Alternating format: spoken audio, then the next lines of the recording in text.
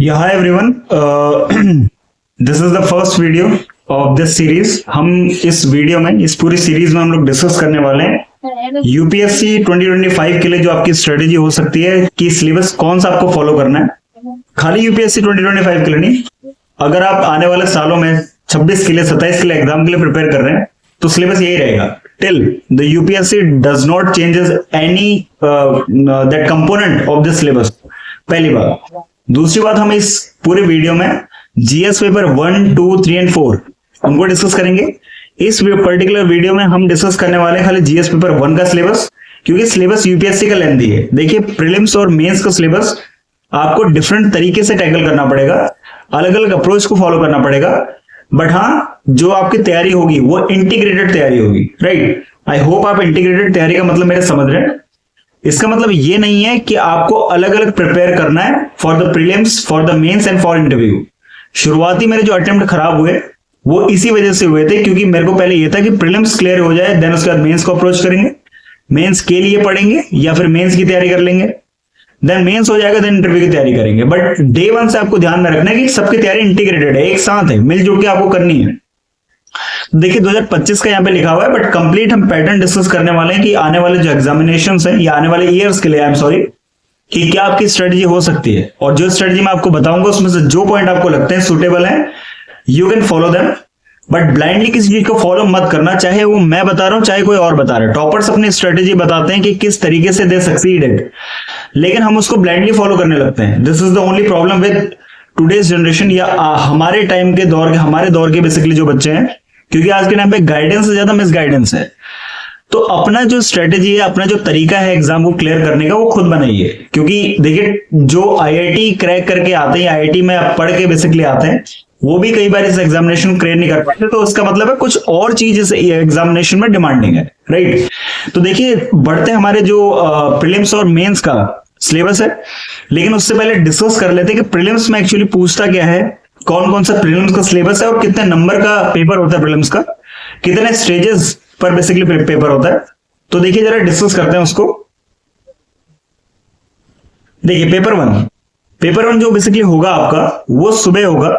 सुबह 9:30 से 11:30 पहला पेपर होता है। 2 घंटे का ये एग्जाम होता है। आप इस चीज को ध्यान में रखते हुए चलेंगे कि पहला जो पेपर होता है वो होता है हमारा 2 घंटे का। 2 घंटे का एग्जाम होता है, 200 नंबर का ये पेपर होता है। इस बात का ध्यान रखेंगे।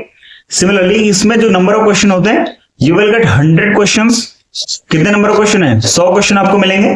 एक क्वेश्चन 2 नंबर का होता है, तो 200 नंबर का पहला पेपर होता है। जीएस को इसको बोलते हैं general studies paper, that is paper 1, यहाँ पे जो लिखा हुआ है, राइट। एंड अल्टीमेटली इसमें जो नेगेटिव मार्किंग होती है, negative marking would be for 1/3, 1/3 की नेगेटिव मार्किंग होती है। इसका मतलब 0.33 marks will be deducted for any wrong question, right. तो अगर मैं बात करूं कि एक क्वेश्चन अगर आपका रॉन्ग हुआ तो उसमें आपको जो नंबर कट जाएंगे वो कट जाएंगे 0.66 नंबर आपके कट जाएंगे, क्योंकि 2 नंबर का एक क्वेश्चन है, राइट। तो इस बात को आप ध्यान रखिएगा, पहली बात। दूसरी बात, अगर हम बात करते हैं आप सिलेबस की, कि एक्चुअली सिलेबस बेसिकली है क्या प्रीलिम्स का, तो देखिए यूपीएससी ने जो सिलेबस मेंशन किया हुआ है, आई एम सॉरी, यूपीएससी ने जो सिलेबस मेंशन किया हुआ है प्रीलिम्स के लिए, वो देखिए इतना ही मेंशन किया हुआ है अपनी वेबसाइट से। ये जो मैंने सिलेबस आपके लिए यहाँ पे डिजाइन किया है, इस चीज को मैंने एक तरीके से पीपीटी फॉर्मेट में डाल दिया है। यूपीएससी ने यही सिलेबस खाली दिया हुआ है अपने वेबसाइट पर भी, है ना। तो देखिए जरा, लेकिन हमको जो प्रीलिम्स का सिलेबस डिसाइफर करना है वो मेंस के सिलेबस से डिसाइफर करना है। वहां से हमको की पॉइंट्स लेना है एंड अल्टीमेटली उसी को ऑब्जेक्टिवली प्रिपेयर करना है अपने प्रीलिम्स के लिए। तो देखिए, पहला बेसिकली क्या बोलता है कि करंट इवेंट आपको प्रिपेयर करना है, राइट। आपको क्या प्रिपेयर करना है? करंट इवेंट्स को प्रिपेयर करना है। करंट अफेयर्स आप जिसको नॉर्मल लैंग्वेज बोल रहे हैं, तो करंट अफेयर्स को आपको प्रिपेयर करना है। देश के और विदेश के, नेशनल और इंटरनेशनल इंपॉर्टेंस के सारे करंट अफेयर्स आप प्रिपेयर करेंगे। कैसे करेंगे वो भी हम डिस्कस करेंगे अभी लेटर ऑन। दूसरी बात, आपको हिस्ट्री पढ़नी पड़ेगी। हिस्ट्री कौन सी? क्या इंडिया की या वर्ल्ड की? दोनों। देखिए, आपको एंशिएंट हिस्ट्री पढ़नी पड़ेगी, जिसको बोलते हैं हमारा जो सबसे पुरानी, राइट। अगर हम बात करते हैं एंशिएंट हिस्ट्री, प्राचीन भारत का इतिहास पढ़ना पड़ेगा। देन मिडाइवल हिस्ट्री आपको पढ़नी पड़ेगी, मध्यकालीन भारत जिसको हम लोग बोलते हैं वो पढ़ना पड़ेगा। देन मॉडर्न हिस्ट्री आपको पढ़नी पड़ेगी, राइट। आधुनिक भारत का इतिहास आपको पढ़ना पड़ेगा। और वो कैसे पढ़ना है वो भी मेंस के सिलेबस से हम लोग डिसाइफर करेंगे, कौन कौन से टॉपिक आपको कवर करना है उसके लिए। राइट। देन उसके बाद वर्ड हिस्ट्री आपको पढ़नी पड़ेगी, राइट, वर्ड हिस्ट्री पढ़नी पड़ेगी, इस बात का ध्यान रखिएगा। लेकिन जो वर्ड हिस्ट्री है ये आपका प्रीलिम्स में कभी नहीं है, this is only for mains. और इसका सिलेबस क्या है वो भी अभी हम लोग डिस्कस कर लेंगे। अभी हम खाली प्रीलिम्स की बात कर रहे हैं, तो ancient, medieval and modern, right, प्राचीन, मध्यकालीन और आधुनिक भारत का इतिहास आपको पढ़ना ही पड़ेगा, right. So this was the main thing, main theme and main syllabus subject, जिसको हम लोग बोलेंगे, आप कुछ भी बोलना चाहें, हिस्ट्री का था। देन ज्योग्राफी पर आते हैं, जिसको भूगोल बोलते हैं। ज्योग्राफी आपको इंडियन ज्योग्राफी और वर्ल्ड ज्योग्राफी दोनों पढ़नी पड़ेंगी, राइट। तो इंडियन और वर्ल्ड दोनों ज्योग्राफी जब आप पढ़ेंगे तो इसमें कौन कौन सी चीजें हैं वो मेन से भी डिस्कवर करेंगे हम लोग, राइट। तो ज्योग्राफी आपका थर्ड एलिमेंट हो गया। Fourth element if we talk about, so that is the polity and governance. Polity and governance में आपको कॉन्स्टिट्यूशन पढ़ना है। अब ये नहीं कि कॉन्स्टिट्यूशन पूरा पढ़ जाना है ना। कुछ लोग सोचते हैं कि कॉन्स्टिट्यूशन में आपको सीपीसी, सीआरपीसी एंड आईपीसी पढ़ना पड़ेगा, जिसको आज के टाइम में चेंज कर दिया है, राइट। वो हालांकि that is not the part of constitution, but ऐसा भी नहीं पढ़ना है कि सब चीज आपको कॉन्स्टिट्यूशन रट्टा मार के बैठ जाना है। कुछ एलिमेंट है उसके, वो आपको पीवाईक्यूज और सिलेबस दोनों को मिलाकर जब आप पढ़ेंगे, दोनों को साथ में रखकर आप पढ़ेंगे, उससे आप उस चीज को डिस्कवर करेंगे, निकाल पाएंगे। सेकेंडली पॉलिटिकल सिस्टम पढ़ना है, पंचायती राज इंस्टीट्यूशंस हो गए, पब्लिक पॉलिसीज गवर्नमेंट के द्वारा जो बनाई जाती हैं, राइट्स इश्यूज हो गए, issues related to various rights, चाहे फंडामेंटल राइट्स हैं, लीगल राइट्स हैं, वो आपको पढ़ना पड़ेगा एक बार, राइट। तो इसके बारे में एक नॉर्मल आपका जो है रूटीनल एक्टिविटी के तरीके से इसको आप लें, राइट। देन उसके पॉलिटी के बाद आपको पढ़ना पड़ेगा economy and social development. Economy आपको पढ़नी पड़ेगी, ठीक है ना, अर्थशास्त्र जिसको हम लोग बोलते हैं। तो इकोनॉमी का जो मल्टीपल क्या क्या इसमें टॉपिक्स हैं एंड सब टॉपिक्स है, उसको भी अभी हम लोग देखेंगे हमारे अपकमिंग दैट मेंस वाले सिलेबस के पोर्शन में। देन उसके बाद इसमें कौन कौन से टॉपिक, सस्टेनेबल डेवलपमेंट है, सतत विकास लक्ष्य जिसको हम लोग बोलते हैं, सतत विकास जिसको हम लोग बोलते हैं, पॉवर्टी है ना, गरीबी है, डेमोग्राफिक सोशल सेक्टर इनिशिएटिव्स हो गए, तो ये सब आपको पढ़ने पड़ते हैं इसमें।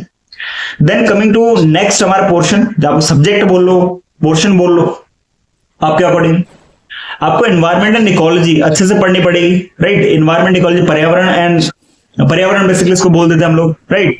तो उसका पोर्शन आपका अच्छा खासा इसमें पूछता है, तो आप इस चीज को ध्यान में रखते हुए चलेंगे। हालांकि इसमें साफ साफ देखिए यूपीएससी ने क्या लिखा हुआ है, subject does not require the any specialisation. आपको पीएचडी करके नहीं बैठनी है यहाँ पे इस सब्जेक्ट में, आपको बस जर्नल स्टडीज के पर्पज से एक जो है जर्नलिस्ट के पर्पज से इन सारी चीजों को कवर करना है। इट इज नॉट लाइक कि आपको हर एक चीज में पीएचडी करके बैठ जानी है ना, स्पेशलाइज्ड नॉलेज चाहिए आपको।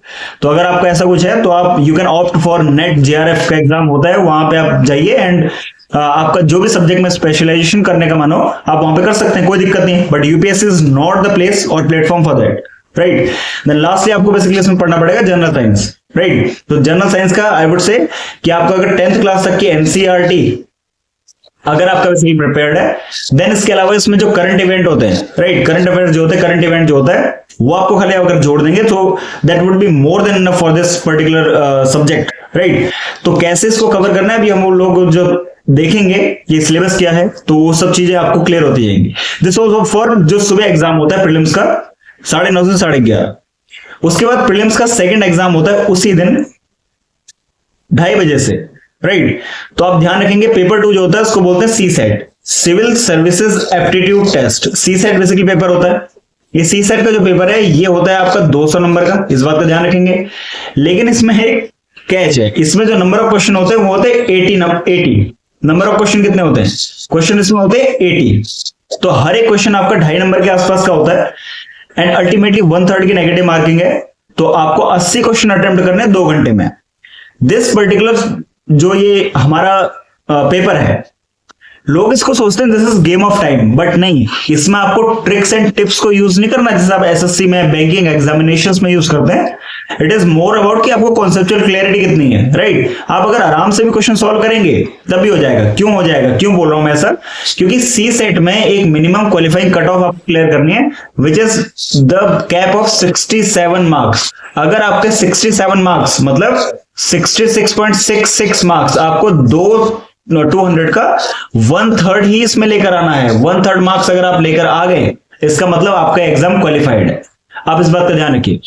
तो अगर आप 66.66 मार्क्स ले आए इस एग्जाम में, मतलब 67, अगर पूरा हम ऑन एन एवरेज निकाले तो अप्रोक्स 67 मार्क्स अगर आप ले आए तो आप इस एग्जाम में क्वालिफाई कर जाएंगे। इस बात का ध्यान रखिए, ये खाली क्वालिफाइंग नेचर का एग्जाम है, जो प्रीलिम्स है उसकी मेरिट बनती है, कट ऑफ बनती है, बट इसकी कट ऑफ नहीं बनती है। इसमें 67 नंबर कोई भी अगर ले आया तो सिंपल सी बात है, he will through that particular prelims, और अगर पेपर 1 भी उसका ठीक हुआ है तो मेंस वो लिख पाएगा, राइट। तो 67 नंबर इसमें खाली आपको लेकर आने, 66.66 लेकर आने। आई एम नॉट सेइंग कि इतने ही लेकर आने, अगर आप ज्यादा लेकर आते हैं तो ऐसा नहीं कि आपको जो है नेगेटिव कराएगा, है ना। 200 में से अगर कोई 190 ले आता तो कोई दिक्कत नहीं है ना, but 67 are the qualifying marks, what I am saying, है ना। इसमें पूछा क्या क्या जाता है, तो देखिए पहली बात कॉम्प्रिहेंशन इसमें पूछा जाता है। कॉम्प्रिहेंशन वही अनसीन पैसेज जिसको बहुत लोग बोल देते हैं, है ना, वो आपको मिलेगा अच्छा खासा। लॉजिकल रीजनिंग पूछा जाता है, मैथमेटिकल एबिलिटी, बेसिक न्यूमेरिसिस में पूछी जाती है, क्लास 10th के लेवल की भी लिखी हुई है, राइट। लेकिन ध्यान रखिएगा इस चीज का, इसमें भी एक कैच है, क्योंकि एक चैप्टर है जिसको हम बोलते हैं पीएमसी, परम्यूटेशन एंड कॉम्बिनेशन, जो क्लास 10th में नहीं है, जो 11th 12th में इंट्रोड्यूस होता है, वो भी इसमें पूछा जाता है। तो आपको अच्छा खासा इसमें प्रिपेयर करना है।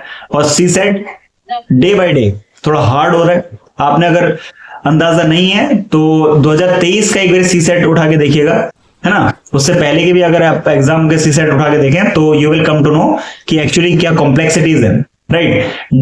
डीआई आपको करना पड़ेगा, डेटा इंटरप्रिटेशन करना पड़ेगा, राइट। तो इसका ज्यादा सिलेबस ज्यादा है नहीं हमारे पास कि कॉम्प्रिहेंशन करना है, इंग्लिश थोड़ा अपने ठीक रखनी है। अच्छा, इंग्लिश और हिंदी आई वुड से दोनों, क्योंकि जो कॉम्प्रिहेंशन है ये हिंदी में भी आता है, इंग्लिश में भी आता है, तो आपको जो भी मीडियम आप उसमें अटेम्प्ट कर सकते हैं, है ना। ऐसा there is no obligation like कि आपको इंग्लिश में ही इसको अटेम्प्ट करना है। तो हिंदी इंग्लिश दोनों में से कुछ ना कुछ ठीक होना चाहिए कि अनसीन पैसेज आपको करने आते हो, पहली बात। दूसरी बात, लॉजिकल रीजनिंग आपको करनी पड़ेगी, और उसका क्या सिलेबस है उसको भी हम लोग अभी देखेंगे। एंड थर्डली आपको मैथमेटिक्स करना पड़ेगा, बेसिक अर्थमेटिक एंड न्यूमेरेसी आपको करनी पड़ेगी, बेसिक अर्थमेटिक आपको आनी चाहिए, so that would be more than enough to clear your prelims और to get through from this exam, right. तो ये हो गया हमारा जीएस का और सी सेट का सिलेबस। अब हम बात करते हैं मेन जो हमारा सिलेबस है जीएस पेपर 1 का, जो मेंस का सिलेबस है। हिस्ट्री का, ज्योग्राफी उसमें आती है, सोसाइटी उसमें आती है, वर्ड ज्योग्राफी, वर्ड हिस्ट्री उसके अंदर आती है ना, और कौन सा एलिमेंट उसके अंदर है वो अब हम लोग देख लेते हैं topic wise, syllabus wise, right. तो देखिए this is the syllabus for GS paper 1, right. तो जीएस पेपर 1, जीएस के 4 पेपर होते हैं। जनरल स्टडीज के यू विल मेंस में इफ यू विल अप्रोच तो आपको 4 पेपर बेसिकली देने पड़ेंगे, राइट। तो इस बात का ध्यान रखिएगा। तो जीएस पेपर 1 की अगर हम बात करें, जनरल स्टडीज के पेपर 1 की बात करें, तो हम ये उसी को अब डिस्कस करने वाले हैं। तो सबसे पहली बात, इसमें क्या आता है, राइट। इसमें आप पहले अप्रोच करेंगे आर्ट एंड कल्चर को। आर्ट एंड कल्चर आपको अप्रोच करना पड़ेगा। आर्ट एंड कल्चर के अंदर क्या क्या चीजें आपको पढ़नी पड़ेंगी और कैसे पढ़ना है वो भी अभी हम सब लोग डिस्कस करेंगे, बट अभी एक बार सिलेबस को डिस्कस कर लेते हैं। दूसरी बात, ये जो मैं सिलेबस आपको बता रहा हूं इसी से आपको ऑब्जेक्टिवली, देखिए मेंस में वो सब्जेक्टिव पूछेगा आपको, है ना, आपको आंसर राइटिंग करनी पड़ेगी उसमें, बट प्रीलिम्स को आपको ये जो टॉपिक दिख रहे हैं प्रीलिम्स में इन्हीं में से ऑब्जेक्टिवली वो क्वेश्चन पूछेगा, राइट। एमसीक्यू फॉर्मेट में क्वेश्चन पूछेगा, so you have to approach those questions taking the inspiration from these particular topics only, right. तो यहीं से आइडिया आपको लेना है, गेटिंग माय पॉइंट। तो इस चीज को आप ध्यान से देखिए, सिलेबस आप पढ़िए। ये जो सिलेबस है ये पीडीएफ फॉर्मेट में जो जैसा आपको दिख रहा है वैसा ही मेरे टेलीग्राम चैनल पे मैं यहाँ पे पिन कर दूंगा।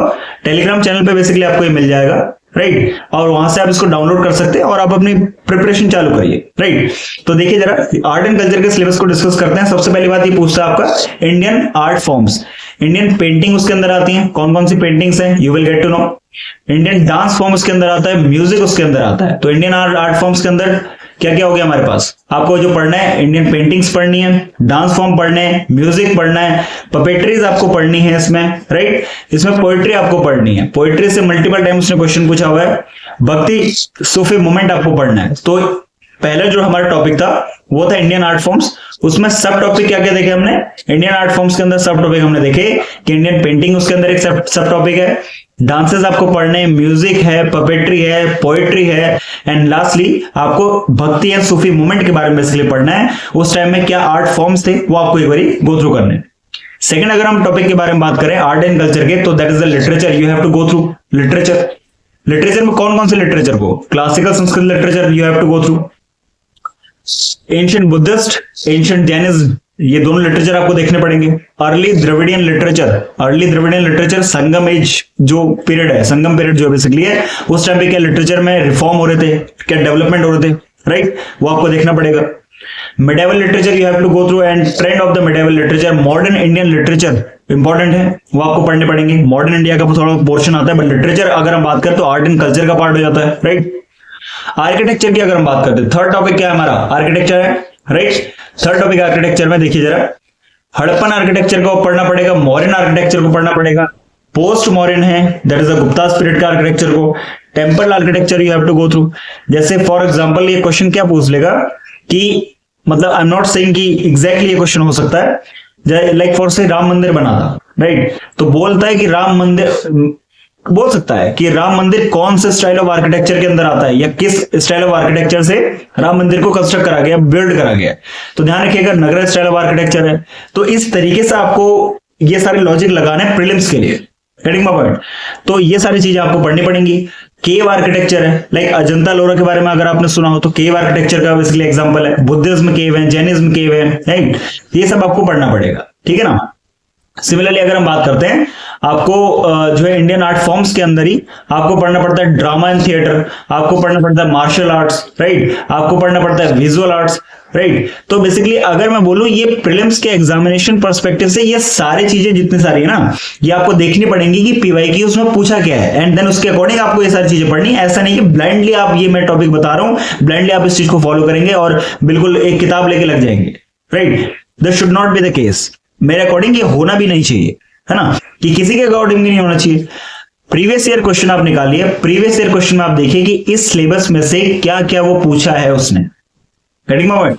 जैसे आपने अगर सीएपीएफ का, सेंट्रल आर्म्ड पुलिस फोर्सेस का एग्जामिनेशन अगर आपने देखा होगा तो 2023 का जो उसका एग्जाम है, यूपीएससी उस एग्जाम को कंडक्ट करवाता है, उसमें भी सीएससी के लेवल के क्वेश्चन आते हैं। आई एम नॉट सेइंग कि उसी एग्जैक्ट लेवल के क्वेश्चन आते हैं, बट हाँ उससे थोड़ा सा नीचे, बट उसमें ये पोएट्री से क्वेश्चन था, राइट, कि उसमें बोला था कि which of the following is not a kind of poetry और not an example of poetry, right. तो उसमें इसने 2-3 एग्जांपल दे दिए थे, उसमें से एक नहीं था। तो आप इस चीज को ध्यान रखेंगे कि पीवाईक्यूज आपके लिए जो है दैट इज द रामबाण, गेटिंग माय पॉइंट। तो ये वो वहां से आप इस चीज का आइडिया लगा सकते हैं कि आपको क्या पढ़ना है और क्या छोड़ देना है। क्या छोड़ देना है is very much important for this examination, to have a better clarification on syllabus. Syllabus में सब कुछ लिखा हुआ है, सब कुछ थोड़ा पढ़ लेंगे, मशीन थोड़ा है आप। तो आप कैसे पता लगाएंगे क्या छोड़ना है क्या पढ़ना है, किस एग्जाम के लिए क्या पढ़ना है एग्जैक्टली, प्रीलिम्स में क्या क्या चीजें पूछ रहा हो बार बार, वो है पीवाईक्यूज। पीवाईक्यूज से यू विल डेसिफर, ठीक है ना। तो आर्ट एंड कल्चर में क्या पूछा हुआ है, ये सिलेबस आपके सामने है, ये आपके सामने पीवाईक्यूज हैं, दोनों को मैच कीजिए। दोनों में से जिस पॉइंट ऑफ व्यू पे आप पहुंचेंगे कि सिलेबस में से ये चीज वो पूछ रहा है, तो पढ़िए उसको, बार बार पढ़िए, गेटिंग माय पॉइंट। देन उसके बाद अगर हम बात करें medieval and Indo Islamic architecture, you have to. Then अगर हम बात करते हैं colonial architecture and modern architecture, like इसमें यूरोपियन इन्फ्लुएंस क्या था, आर्किटेक्चर के अंदर इंडो इस्लामिक आर्किटेक्चर कब आया, you have to go through that, right. वहां से अगर क्वेश्चन आया हुआ है प्रीलिम्स में, रीड कीजिए उसे, है ना। अनवांटेडली जैसे मार्शल आर्ट से कलारे पट्टू के बारे में उसने पूछा हुआ है, राइट। जैसे विजुअल आर्ट से उसने मल्टीपल चीजें पूछी हैं, लेकिन थिएटर से उसने बहुत कम चीजें पूछी हैं, है ना। तो किस चीज पर एम्फेसिस ज्यादा है यूपीएससी का, किस एग्जामिनेशन में किस टॉपिक को ज्यादा एम्फेसाइज करता है, बार बार करता है, आपको रिपीटेशन दिखेगा, है ना। एग्जैक्टली क्वेश्चन का रिपीटेशन नहीं होता है, लेकिन थीम का रिपीटेशन होता है, गेटिंग माय पॉइंट। तो उस चीज को आपको डेसिफर करना है, वो चीज आपको पता करनी पड़ेगी। बुद्धिज्म जैनिज्म का क्या कंट्रीब्यूशन था आर्किटेक्चरल डेवलपमेंट में, रॉक कट आर्किटेक्चर क्या होता है ना, ये आपको देखने को मिलेगा। जैसे अजंता लोरा केव्स हैं, they are also the good example of rock cut architecture, getting my point, जो चैत्यास और बिहारास के लिए यूज करते थे। बुद्धिज्म में ये सारी चीजें आपको देखने को मिलेंगी, है ना। तो you have to decipher that. So this was the complete syllabus for art and culture. आप इस चीज को ध्यान रखिएगा कि आर्ट एंड कल्चर का पूरा सिलेबस है, और इसकी पीडीएफ आपको मिल जाएगी मेरे टेलीग्राम चैनल पे, मैं यहाँ पे पिन कर दूंगा बेसिकली उसे, you just don't worry about that. फिर आता है मैं एंशिएंट हिस्ट्री पर। एंशिएंट हिस्ट्री मैंने बताया था ना, हिस्ट्री के 3 पोर्शंस आपको पढ़ने हैं, एंशिएंट, मिडाइवल, मॉडर्न, प्राचीन, मध्यकालीन और आधुनिक भारत का इतिहास। तो ये आपको तीनों पोर्शन पढ़ने। तो सबसे पहले हम बात करते हैं आपका एंशिएंट हिस्ट्री के बारे में, प्राचीन भारत के बारे में। तो सबसे पहली बात शुरू करना है आपको बिल्कुल शुरुआत से, बिल्कुल ह्यूमन सिविलाइजेशन की शुरुआत से, prehistoric age, stone age से शुरुआत करना है आपको, है ना। तो वहां से पहली बात। दूसरा आपको जो मेन टॉपिक पढ़ना है वो पढ़ना है IVC, Indus Valley civilisation, Sindhu घाटी सभ्यता, मोस्ट इंपॉर्टेंट टॉपिक। यहां से मल्टीपल टाइम उसने क्वेश्चन पूछे हुए, लेकिन अभी क्वेश्चन पूछने का जो दर है वो थोड़ा कम हो गया है, इस बात को आप ध्यान रखेंगे। फिर आपको थोड़ा बहुत वैदिक सोसाइटी के बारे में पढ़ना पड़ेगा। अब देखिए, मैं ये नहीं बोला कि चातुर्वेद चारों वेदों को बेसिकली आप पढ़ लो, है ना। बट वैदिक सोसाइटी कैसे थी? What was the time period जब ऋग्वेद 1500 बीसी में जब शुरुआत हो रही है वैदिक एज की, तो उस टाइम पे एक्चुअली सोसाइटी कैसी थी, किस तरीके से सोसाइटी का एवोल्यूशन हुआ, what was the status of women that time, literature कैसे आ रहा है, वर्ण जो चातुर्वर्ण सिस्टम वो कब आया, ये सब आपको पढ़ना पड़ेगा थोड़ा, है ना। मेंस में प्रीलिम्स में बार बार क्वेश्चन पूछता है, इससे देखना पड़ेगा। Again PYQ, Mauryan pre Mauryan period, ये आपको पढ़ना पड़ेगा। जनपदास क्या होते हैं, महाजनपदास क्या होते हैं, उस टाइम पे तुम्हारे कौन कौन से डायनेस्टीज उस टाइम पे इवॉल्व हो रही थी, you have to go through that. Jainism Buddhism most important topic for UPSC, बहुत रिपीटेटिवली इसमें क्वेश्चन वो पूछता है जैनिज्म बुद्धिज्म से। Mauryan empire you have to go through, right, Mauryan empire के बारे में पढ़ना पड़ेगा, राइट। अशोका क्या था, अशोका का धम क्या था, अशोका के बारे में तो आपने पढ़ा होगा, अशोक चक्र के बारे में तो सुना होगा एटलीस्ट। तो अशोका की जो बेसिकली पॉलिसीज थी, कब उसने, क्यों उसने कलिंग के वॉर के बाद वॉर लड़ना छोड़ दिया था, है ना, क्यों उसका बेसिकली जो मेंटेलिटी, क्यों उसका बेसिकली जो माइंडसेट था वो चेंज हुआ, what was the reason behind that, what were the rationales behind that, you have to go through that, getting my point. Then उसके बाद coming to post modern India, post modern India मतलब जब modern empire खत्म होता है, then उसके बाद का क्या स्टेटस था, गुप्तन पीरियड में बेसिकली क्या हुआ, है ना, सोने के सिक्के कब शुरू हो रहे हैं, ये सब आपको पढ़ना पड़ेगा। एग्जैक्टली नॉट सोने के सिक्के, बट हाँ there are multiple things, there are multiple चीजें हैं उसके पीछे, आप उसको एक बार देखेंगे। कमिंग टू ये सारा उसी में लिखा हुआ है। पोस्ट मॉडर्न में क्या क्या आता है, इंडो ग्रीक हो गया, तो पार्थियंस कब आए, कुशांस कब आए, शाक्स कब आए, ये सब आपको देखना पड़ेगा। देन मल्टीपल डायनेस्टीज यहाँ पर हैं, वो आपको देखना पड़ेगा। मल्टीपल स्कूल हैं, है ना, जैसे तुम्हारा गांधार स्कूल है, इसमें आर्किटेक्चर पढ़ते हैं, Gandhara school of architecture, Mathura Amaravati, ये आपको देखना पड़ेगा। गुप्तास का टाइम पीरियड क्या था, क्या डेवलपमेंट थी उस टाइम पे, हर्षवर्धनास का टाइम पीरियड क्या था, क्या डेवलपमेंट थी उस टाइम पे, you have to go through that. Southern dynasties क्या थी, मैंने बताया संगम एज के टाइम पे, द्रविडियन टाइम पे।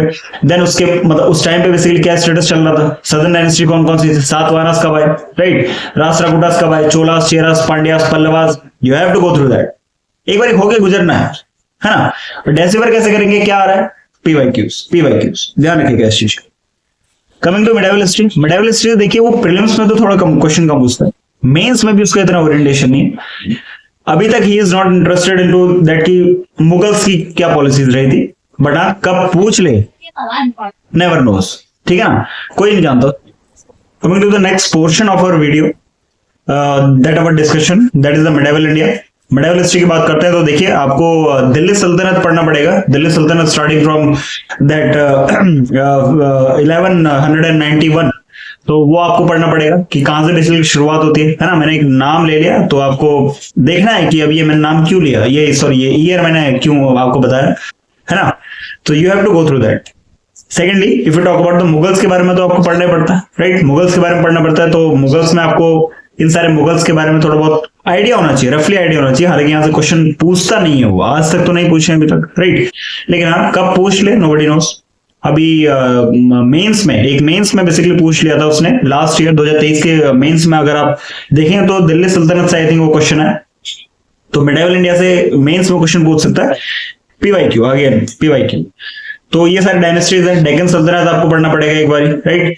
Coming to the modern India, modern India पे आते हैं, राइट, जो हमारा सबसे इंपॉर्टेंट टॉपिक है हिस्ट्री के अंदर, सबसे ज्यादा इंपॉर्टेंट टॉपिक है, सबसे ज्यादा नंबर ऑफ क्वेश्चन जहां से पूछे जा रहे हैं, so that is nothing but the modern India. Modern India is Indian history, you have to go through that, right.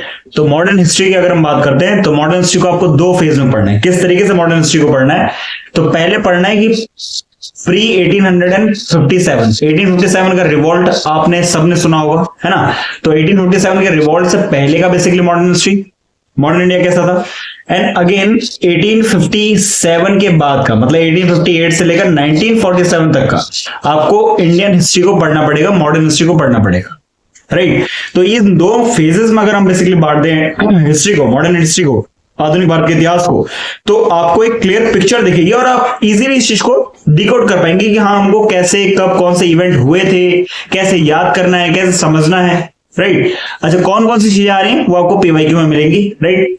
तो देखिए जरा यहाँ पे आपको लिखा हुआ है कि मॉडर्न हिस्ट्री के जो इवेंट थे 1857 से पहले, you have to go through that. Later Mughal कौन थे, last Mughal emperor Bahadur Shah Zafar second, right, उसने रिवॉल्ट ऑफ 1857 में पार्टिसिपेट किया, क्यों किया, क्यों किया, राइट, और किस तरीके से वो रिवॉल्ट को सप्रेस कर दिया गया था, very important, right. Later Mughal क्या थे, उनकी पॉलिसीज क्या थी, आपको ये पढ़ना पड़ेगा, है ना। तो फिर उसके बाद ये मल्टीपल वॉर जो बेसिकली अंग्रेज लड़ रहे हैं, अंग्रेज कब बेसिकली हमारे देश के अंदर आए, कैसे आए, क्या पॉलिसीज उनकी थी, सेशनिस्ट पॉलिसी कब आई उनकी, देन उसके बाद उन्होंने हर चीज को जो है हड़पना कब शुरू करा, you have to go through that, right. तो ये सारी चीजें आपको पढ़नी पड़ेंगी। देन रिवॉल्ट ऑफ 1857 आपको पढ़ना पड़ेगा, क्या कॉजेस थे, कौन कौन लीडर थे, कहां से शुरुआत हुई थी, क्या उनके बेसिकली इंटेंशन थे, what was the reason behind the starting initiation of this revolt of 1857, you have to go through that.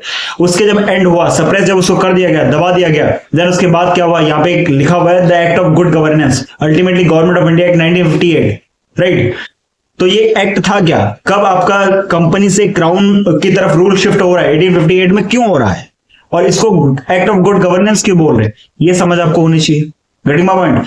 Then उसके बाद आप शुरू करेंगे 1858 के बाद की हिस्ट्री, 1858 से 1905, this is the time when the moderate Congress leader में मॉडरेट जो लीडर्स थे या मल्टीपल ब्रिटिशर्स के द्वारा मल्टीपल रिफॉर्म करे गए, कांग्रेस की शुरुआत होती है, उसमें जो मॉडरेट लीडर है, लीडरशिप है, वो इमर्ज होती है, किस तरीके से वो अपने, सबसे पहली बात अपने पॉलिसीज को, अपनी बातों को जो है ब्रिटिश गवर्नमेंट तक लेके जा रहे हैं, you have to go through that particular phase, right. पूरा फेज आपको देखना पड़ेगा। अगेन 1919 1939, इसके बाद गांधी आ गए हैं। गांधी के टाइम पे कौन कौन से रिफॉर्म हुए, गांधी ने स्ट्रेटजीज क्या थी गांधी जी की, राइट। गांधी जी के टाइम पे जो मास मूवमेंट है वो कैसे हुए थे, getting my point. Champaran movement कब हुआ, राइट। खेड़ा पीजेंट मूवमेंट कब हुआ, तो ये अहमदाबाद मिल मूवमेंट, पीजेंट मूवमेंट कब हुआ, तो ये सब आपको देखना पड़ेगा। नॉन कोऑपरेशन मूवमेंट है, देन उसके बाद मतलब रॉयलेट एक्ट से शुरुआत करेंगे, जलियांवाला बाग, ये सब आपने नाम सुने होंगे 8th क्लास की किताब में, 8th क्लास में आप लोग इस सब चीज को पढ़ के आए होंगे, लेकिन यहाँ पे आपको यूपीएससी के अकॉर्डिंग पढ़ना है, सिलेबस के अकॉर्डिंग पढ़ना है, पीवाईक्यूज में पूछे हुए क्वेश्चंस के अकॉर्डिंग पढ़ना है, गेटिंग माय पॉइंट। तो इस तरीके से आपको देखना पड़ेगा।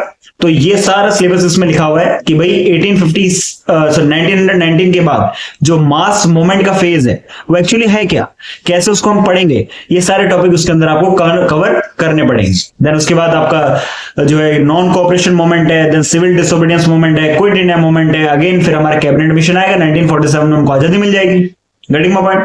तो यहाँ पे 1939 से लेकर 1947 तक का फिर एक अगला फेज है, इसको आपको एक बार गो थ्रू करना पड़ेगा, राइट।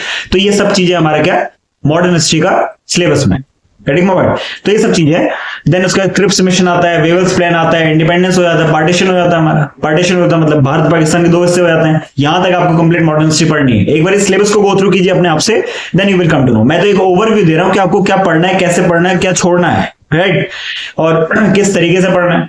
पोस्ट मॉडर्न इंडिया से देखिए क्वेश्चन थोड़ा कम आते हैं, बट आते हैं, है ना। मेंस में क्वेश्चन आते हैं, मेंस में क्वेश्चन क्लब करके आ जाते हैं, जेल करके आते हैं, बट हाँ आपको समझ होनी चाहिए एटलीस्ट इसकी। तो नेशन बिल्डिंग क्या है, इसके लिए आप क्लास 12th की अगर एक मतलब क्लास 12th की जो इंडियन पॉलिटी वाली किताब है, पॉलिटिकल साइंस की, तो जो इंडिया वाली किताब है उसको अगर आप रेफर करना चाहें तो you will get a better idea कि भाई किस तरीके से हमको शुरुआत करनी है एटलीस्ट। तो नेशन बिल्डिंग की शुरुआत कब से हुई, राइट, हमारे पार्टीशन के बाद के क्या कॉन्सिक्वेंसेस, मतलब पार्टीशन के क्या कॉन्सिक्वेंसेस हमको उठाने पड़े, उसके बाद का क्या फेज था, प्रिंसली स्टेट कितने थे, क्या चैलेंजेस हमारे सामने आए, राइट, किस तरीके से हमारे देश में सारे स्टेट्स को, जो हमारे प्रिंसली स्टेट थे 565 के आसपास प्रिंसली स्टेट थे, उनको एक साथ लाने के क्या चैलेंजेस थे, किन लीडरशिप में कौन कौन थे, है ना, किन का क्या रोल है, ये सब आपको एक बार गो थ्रू करना पड़ेगा। फॉरेन पॉलिसी क्या रही है हमारी, फॉरेन पॉलिसी के बारे में you have to go through that, right. Non land movement हमारा था, पंचशील था, राइट, है। तो ये सारी चीजें, वॉर हमारे मल्टीपल, हमने वॉर लड़े, उसके बाद इकोनॉमिक स्टेटस क्या था हमारा देश में, राइट, ये आपको एक बार देखना पड़ेगा, है ना। प्लान्ड इकोनॉमी क्या है, ग्रीन रेवोल्यूशन क्या है, हमने प्लानिंग कब से शुरुआत करी, प्लानिंग कमीशन क्या होता है, कब एस्टेब्लिश हुआ, एलपीजी रिफॉर्म 1991, ये सब आपको एक बार देखना पड़ेगा, है ना। देन उसके बाद पॉलिटी की अगर हम बात करते हैं तो Congress one party dominance, that is Congress का बेसिकली डोमिनेंस होना शुरू हो गया था। ये आपको एक बार देखना पड़ेगा कि एक्चुअली था क्या। पॉलिटिक्स में घुस नहीं जाना, लेकिन इवेंट पता होना चाहिए, उसमें उसके बीच में मल्टीपल जजमेंट आएंगी। केशवनंद भारती केस है, उससे पहले आपके गोलकनाथ केस हो चुका था, उससे पहले आपका चंपाकन दोराई राजन का केस हो चुका था। तो ये सब आपको देखना पड़ेगा एटलीस्ट, है ना। तो यहां से वो क्वेश्चन पूछता है बार बार। सोशल मूवमेंट हुए थे उस टाइम में हमारे, तो सोसाइटी किस तरह के ट्रांजिशन फेज में थी पार्टीशन के बाद, क्या क्या चैलेंजेस थे सोसाइटी के सामने, कैसे हमारे लीडर्स ने उसको टैकल करा, ये पूरा वो फेज है। वुमेन का स्टेटस क्या था, नक्सलिज्म एक बहुत बड़ी समस्या आज के टाइम पे भी, उस टाइम पे भी है। What were the reasons behind that? नक्सलवादी क्षेत्र हमारे है, वहां से शुरुआत हुई। कम्युनिस्ट आइडियोलॉजी इसके पीछे थी, तो क्यों थी या कैसे आई, या what are the main that policies of dissatisfaction of these Naxalites, है ना? क्या पॉइंट ऑफ डिससेटिस्फैक्शन है इनके, क्यों नक्सलिज्म आपका बढ़ रहा है, कैसे इसको रोक सकते हैं, नहीं रोका तो क्या होगा, इंटरनल सिक्योरिटी के लिए किस तरीके से हमारे खतरा है, ये सब आपको कनेक्ट करना आना चाहिए, right, for the mains and as well as prelims perspective. Getting my point? तो ये सब चीजें आप देखेंगे एक बार। Then again coming to the post independence, जो हमारे साइंस एंड टेक है, इसरो का स्टार्टिंग है, हमने अपने मिशन लॉन्च कर रहे हैं हम लोग, अभी कहां पहुंचे हैं ये आपको करंट इवेंट में एक बार गो थ्रू करना पड़ेगा। So this was all about after independence, that is post independence. यहां तक आई होप आपको क्लियर होगा। Coming to the main world history वाला portion, and that is which is only important for आपका मेंस एग्जामिनेशन। तो देखिए इसके लिए क्लास 9, 10, 10 की अगर एक बार आप किताब को गो थ्रू करेंगे, so you will get a better और क्लियर पिक्चर, राइट। तो यहाँ पे शुरुआत होता है हमारा मॉडर्न वर्ल्ड का, रेनेसांस कब से शुरुआत है, रेनेसांस को हिंदी में बोल देते हैं, है ना। वहां से आपका सी रूट की डिस्कवरी हो रही है, पोर्टुगल स्पेन में आपकी ट्रीटी ऑफ टॉर्टोरेल्लास हो रही है, कब हो रही है ना, ये क्यों किस तरीके से वर्ल्ड को 2 पार्ट्स में बेसिकली डिवाइड कर देते हैं एंड ट्रेड रूट खोलते हैं। You have to go that through that particular story, आपको फॉर्म में पढ़ना पड़ेगा, उससे कनेक्ट करना पड़ेगा उसको, ठीक है ना। इंडस्ट्रियल रेवोल्यूशन कब आया, इंडस्ट्रियल रेवोल्यूशन के क्या कॉन्सिक्वेंसेस हुए, इंडस्ट्रियल रेवोल्यूशन से क्या लेबर इंटेंसिव इंडस्ट्रीज आपकी घट गई, हमारे देश के अंदर भी क्या कॉन्सिक्वेंसेस हुए, ये आपको एक बार देखना पड़ेगा। इंडस्ट्रियल रेवोल्यूशन से ऑल ओवर वर्ल्ड में स्लेवरी बढ़ रही है, क्यों बढ़ रही है? इंडस्ट्रियल रेवोल्यूशन से कैपिटलिज्म आपका बढ़ रहा है, बोर्जुआ और प्रोलेटरेट के बीच में एक कॉन्फ्लिक्ट आ रहा है, मार्क्स जर्मनी में बैठकर कुछ बोल रहे हैं, वहां से मल्टीपल आइडियोलॉजीज निकलनी शुरू हुई। ये कैसे हो रहा है?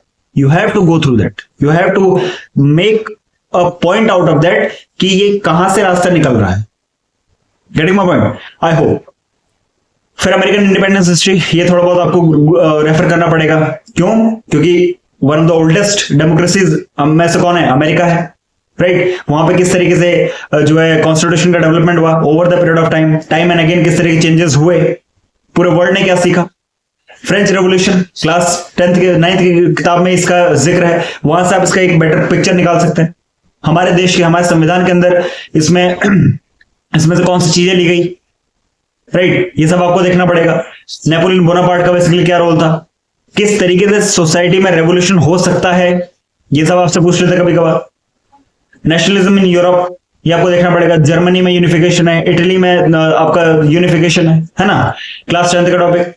Then again capitalism, colonialism, imperialism, इसमें कौन सा पॉलिटिकल है, कौन सा इकोनॉमिक टर्म है, राइट, ये आपको देखना पड़ेगा। कैपिटलिज्म की क्या समस्याएं हैं, आज के टाइम पे नियो कैपिटलिज्म क्या बोला जा सकता है ना। तो ये सब आपको you have to go through that.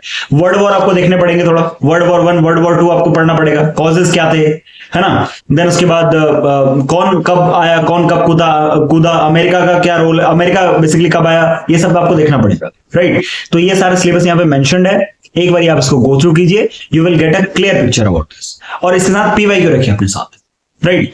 तो वर्ल्ड को 2 पार्ट में बेसिकली हो गया। ग्रेट डिप्रेशन 1930, 1929, 30 में आ रहा है ना। सेकेंड वर्ल्ड वॉर आता है, सेकेंड वर्ल्ड वॉर के रीजन क्या थे, नाजी जर्मनी क्यों डिससेटिस्फाइड था, फासिस्ट पावर आपकी बढ़ गई उस टाइम पे, लिबरलिज्म।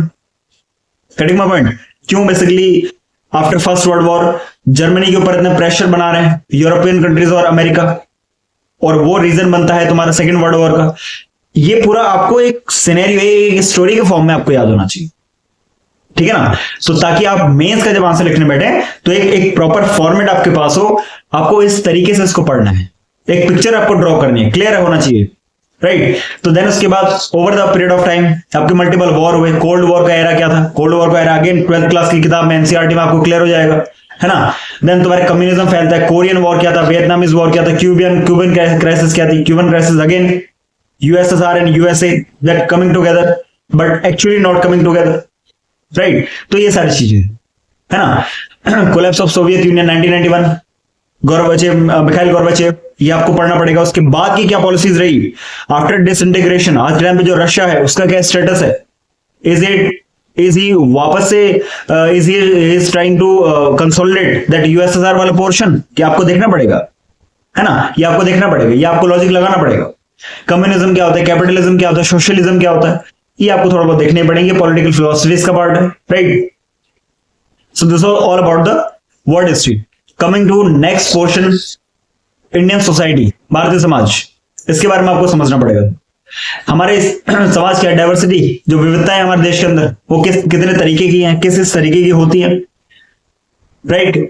कास्ट को लेकर क्या डाइवर्सिटी है, लिंग्विस्टिक लैंग्वेज को लेकर क्या डाइवर्सिटी है, सोशल एंड रिलीजियस डाइवर्सिटी हमारे देश के अंदर है, धर्म को लेकर, जाति को लेकर हमारे देश के अंदर, रेस, ट्राइब, एथनिसिटी, कल्चर, संस्कृति को लेकर हमारे देश के अंदर, ट्रेडिशन को लेकर हमारे देश के अंदर डाइवर्सिटी है, विविधताएं हैं। You have to go through that. Then multiples के डायमेंशंस क्या क्या हैं, ये आपको देखना पड़ेगा। वुमेन का क्या रोल है, वुमेन ऑर्गेनाइजेशन का क्या रोल है ना, you have to go through that. What is the status of women, आज के टाइम पे क्या था, प्रिमिटिवली क्या था, किस तरीके से इंप्रूव हुआ है, किन किन फील्ड्स में इंप्रूव हुआ है, राइट। ये सब आपके बारे में आपको पता होना चाहिए। पार्टिसिपेशन क्या है वुमेन का, फ्रीडम स्ट्रगल में क्या पार्टिसिपेशन रहा था, वही पीछे से आगे को लेकर आना है इसको, है ना। आज के टाइम पे अगर वुमेन मार्जिनलाइज फेस करती है, मार्जिनलाइजेशन फेस करती है, तो what are the reasons behind that, है ना। तो ये सब चीजें हैं। देन उसके बाद पॉपुलेशन और उससे रिलेटेड जो इश्यूज हैं, जो जनसंख्या है, हमको पता है कि हम वर्ल्ड के सबसे जो नंबर 1 कंट्री आज के टाइम में बन चुके हैं जनसंख्या के मामले में। आपको उससे रिलेटेड इश्यूज एक बार पढ़ने हैं। हमारे देश के अंदर पॉपुलेशन एक्सप्लोजन हो रहा है, क्यों हो रहा है, क्या पॉलिसी ला सकते हैं, है ना, उसकी वजह से होगा क्या, हमारे देश की जनरेशन यूथ पॉपुलेशन है, कैसे कन्वर्ट करा जाए उसको डेमोग्राफिक डिजास्टर से डेमोग्राफिक डिविडेंड में। This should be the solution for you, with you. समझ में आना चाहिए, आपको पता होना चाहिए, सॉल्यूशन पता होना चाहिए इसका, ठीक है। तो ये सारी चीजें आपको over the period of time and again आपको पढ़नी पड़ेंगी, समझनी पड़ेंगी, लॉजिक लगाना पड़ेगा, रेशनल डेवलप करना पड़ेगा, तार्किक आपकी सोच होनी चाहिए थोड़ा, ये नहीं कि रट्टा मार के पास हो गए, हो भी नहीं सकते। देन उसके बाद coming to the poverty, developmental issue क्या हमारे देश के अंदर, गरीबी है, किस तरीके से विकास के मुद्दे हैं, विकास टेबल के नीचे छुप रहा है, क्यों छुप रहा है ना। तो ये सब आपको एक बार देखना पड़ेगा, कितने तरीके की पॉवर्टी होती है, पॉवर्टी को कितने तरीके से नापा जाता है, कैलोरी के लेवल पे क्या है, इनकम के लेवल पे क्या है, मल्टी डायमेंशनल पॉवर्टी इंडेक्स क्या है, उसके पैरामीटर क्या है, नीति आयोग जो बना रहा है उसके अंदर 2 एडिशनल चीजें क्या जोड़ दी हैं, ये सब के बारे में आपको पता होना चाहिए। प्रीलिम्स से भी इंपॉर्टेंट, प्रीलिम्स के पर्सपेक्टिव से भी इंपॉर्टेंट है, मेंस के भी इंपॉर्टेंट है। Getting my point. इनइक्वालिटी के बारे में कितने तरीके की इनइक्वालिटी होती है, सोशियो इकोनॉमिक, ये सारी पढ़ना पड़ेगा आपको, है ना। अच्छा, उसके बाद कम्युनलिज्म, संप्रदायवाद आपको पढ़ना पड़ेगा, किस तरीके से हमारे देश के अंदर कम्युनलिज्म है, क्या पॉलिटिक्स ने उसको बढ़ा दिया है, ये सब आपको रेशनली पता होना चाहिए। रीजनलिज्म, क्षेत्रवाद, है ना, सन ऑफ सॉइल, लेक्स लोसाई, ये सब आपको देखना पड़ेगा एक बार, राइट। सेक्युलरिज्म, पंथ निरपेक्षता और धर्म निरपेक्षता के बारे में आपको पता होना चाहिए। भारतीय जो समाज है वो पंथ निरपेक्ष है, धर्म निरपेक्ष है, तो किस तरीके से पॉजिटिव सेक्युलरिज्म है, नेगेटिव सेक्युलरिज्म है, वो आपको देखना पड़ेगा, राइट। यूनिफॉर्म सिविल कोड का मुद्दा बार बार उठता है हमारे देश के अंदर, ये आपको देखना पड़ेगा एक्चुअली है क्या, ये सारी डिबेट यहीं से आती है ना। एक बार आप जब ये सब चीजों को गो थ्रू करेंगे, so you will get to know कि एक्चुअली में सिलेबस क्या है, एक्चुअली में पूछ क्या रहा है, बार बार प्रीलिम्स में क्या पूछता है, मेंस की अप्रोच क्या है। तो मेंस और प्रीलिम्स के क्वेश्चन पेपर को देखकर आपको समझ में आए। सिलेबस साथ में रखिए to draw a better picture. Urbanization की क्या प्रॉब्लम है हमारे देश में, शहरीकरण की क्या दिक्कतें हैं, स्लम डेवलप हो रहे हैं, स्ट्रेस ऑन रिसोर्सेज, जैसे स्लम डेवलप हो रहा है वैसे वैसे आपका सैनिटेशन में दिक्कत आ रही है, वाटर सप्लाई में दिक्कत आ रही है, पॉल्यूशन बढ़ रहा है, आसपास के एरियाज में नदियां गंदी हो रही हैं, वाटर रिसोर्सेज पर स्ट्रेस आ रहा है ना, पॉल्यूशन बढ़ रहा है उनमें, ये सारी प्रॉब्लम है, राइट। भीड़ हो रही है, भीड़ बढ़ रही है अल्टीमेटली। एंड अर्बनाइजेशन अगर हो रहा है तो अल्टीमेटली जॉब क्रिएशन जैसे एक्टिविटी हमको अर्बन एरियाज में थोड़ा जो है लो लेवल पे देखने को मिल सकती है। अगर डेवलपमेंट हमारे साथ साथ नहीं हो रहा तो इकोनॉमी में क्या प्रॉब्लम है, ये आपको देखना पड़े। फैक्टर क्या है जो अर्बनाइजेशन को हो रहा है, माइग्रेशन इमिग्रेशन का दिक्कत क्या है, rural to urban, urban to rural क्या दिक्कत आ रहा है, क्यों माइग्रेशन हो रहा है, गेटिंग माय पॉइंट, सॉल्यूशन क्या है उसके, ये सब आपके दिमाग में आने चाहिए, ठीक। देन उसके बाद थोड़ा आप कॉन्स्टिट्यूशनल स्टेटस भी देख लेंगे, अर्बन लोकल बॉडीज क्या है, ये सब आप पॉलिटी में पढ़ते हैं, यहां पे भी कनेक्ट करेंगे। So this was all about the Indian history, Indian society, है ना, ये सब आप एक बार देखें। World and Indian geography, coming to the last portion जो जीएस पेपर 1 के लिए है, ज्योग्राफी। वर्ल्ड ज्योग्राफी और इंडियन ज्योग्राफी दोनों आपको पढ़नी है। वर्ल्ड ज्योग्राफी में क्या पढ़ना है, एक बार देखिए, जियोमॉर्फोलॉजी पढ़नी। जियोमॉर्फोलॉजी का मतलब होता है जब हमारे धरती की शुरुआत हुई, वहां से आपको पढ़ना है। बिग बैंग थ्योरी वहां से पढ़ना है आपको, right. Interior of the earth, origin of the earth. Interior of the earth में क्रस्ट, मेंटल कोर आपने पढ़ा होगा, inner core, outer core, right. क्या उसमें एलिमेंट कंपोजिशन है, क्या उसमें मिनरल कंपोजिशन है, you have to go through that, getting my point. Then उसके बाद ये कॉन्टिनेंट का क्या डिस्ट्रीब्यूशन है, प्लेट टेक्टोनिक थ्योरी क्या है, वॉल्केनिक इरप्शन क्यों होता है, वॉल्केनो जो कितने टाइप के होते हैं, you have to go. 11th-12th की किताब में इसमें अच्छे देखा है, बट आप 6th to 12th एनसीईआरटी अगर पढ़ते हैं, हालांकि सबके लिए पढ़नी है, सबके लिए ही आपको 6th to 12th एनसीईआरटी बिल्कुल क्लियर होना चाहिए।